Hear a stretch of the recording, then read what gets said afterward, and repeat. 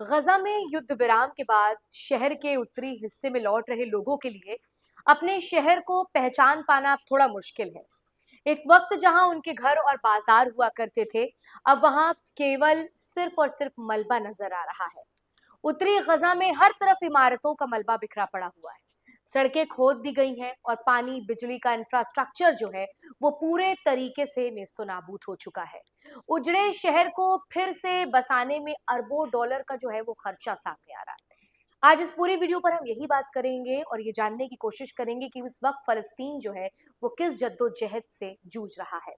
Israel और गजा के बीच चल रहे संघर्षों के कारण गजा में बहुत सी पुराने और ऐतिहासिक जगहें बुरे तरीके से प्रभावित हुई हैं, डिस्ट्रॉय हो चुकी हैं। इन जगहों का इतिहास और सांस्कृतिक महत्व जो है वो इस्लामिक नजरिए से बहुत बड़ा था।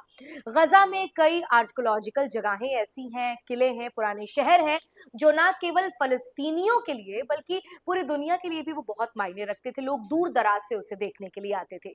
जब इजराइल ने गजा पर हमला किए तो इन ऐतिहासिक जगहों को भी बहुत ज्यादा नुकसान हुआ। अब इन जगहों को फिर से ठीक करने के लिए काफी पैसा और समय लगेगा। फलस्तीनी ministry of tourism and antiquities यानी कि पर्यटन और पुरावशेष मंत्रालय ने इन नुकसानों की एक रिपोर्ट जारी की है और उसी रिपोर्ट के बारे में आज हम बात करेंगे। उस रिपोर्ट में बताया गया है कि बहुत सी जगहों को फिर से आबाद करने में जो है वो सदियां लग जाएंगी, जिनमें 226 ऐसी खास जगहें शामिल हैं। एक मीडिया रिपोर्ट के मुताबिक इन जगहों की फिर से मरम्मत कराने में कुल 261 मिलियन यूरो यानी लगभग 23 अरब भारतीय रुपए की लागत आ सकती है। ग्राफिक के जरिए अब आपको बताते हैं कि मंत्रालय ने क्या रिपोर्ट जारी की है। दरअसल मंत्रालय के अनुसार गजा के 138 सांस्कृतिक विरासत स्थल जो हैं वो बेहद ही गंभीर रूप से प्रभावित हुए हैं, जिनमें खास तौर पर मस्जिदें और अन्य ऐतिहासिक जगहें शामिल हैं। 61 स्थलों को मध्य स्तर का नुकसान हुआ है, जिनमें दीवारों, कलाकृतियों और अन्य जो इमारतें थीं उनको ज्यादा नुकसान हुआ है, जिसे सुधारने की अब जरूरत है, जिसके लिए इजराइल के जो हमले हैं वो इस पर सामने आ रहे हैं। साथ ही आपको बता दें कि फलस्तीन जो है इस वक्त पूरे हिसाब को बैठा रहा है, क्योंकि अब लोग वापस से अपने घर गए हैं और अपने उजड़े घरों को भी बसाने की कोशिश कर रहे हैं। ऐसे में जो उनकी खास जगहें थी वो अब बिल्कुल ताश के पत्तों की तरह बिखर चुकी हैं। ऐसे में उन्हें फलस्तीन जब वो उन जगहों को देखते हैं तो उनके मन में कई तरीके के सवाल उठते हैं। आपको बता दें कि समाचार एजेंसी शिन्हुआ की रिपोर्ट के मुताबिक मंत्रालय ने इजरायली वालों पर जानबूझकर ऐतिहासिक स्थलों को निशाना बनाने का आरोप लगाया है। इजरायली जब भी निशाना बना रहे थे तो वह ऐसी जगहों पर हमला कर रहे थे जो फलस्तीनियों की पुरानी धरोहर थी,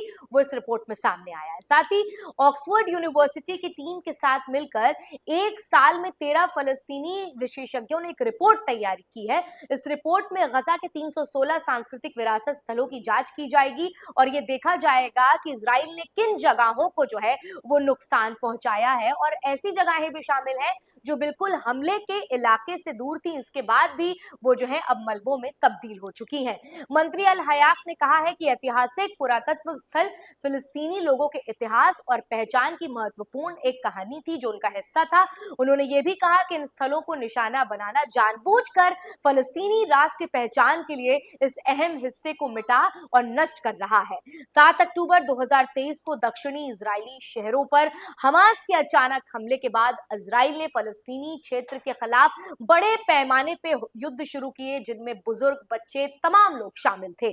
हमास के हमले में लगभग 1200 लोग मारे गए और 251 लोगों को बंधक बना लिया गया था। वहीं गजा में इजरायली हमलों में 47,000 से ज्यादा फलस्तीनी मारे गए हैं और इलाकों में जो है वो भारी नुकसान हुआ है। और इसी के बाद जो है फलस्तीन फिर से बसने की कोशिश कर रहा है, अपने घर को बसाने की कोशिश कर रहा है, जो जिंदगी पीछे छूट गई थी उसे फिर से समेटने की कोशिश कर रहा है।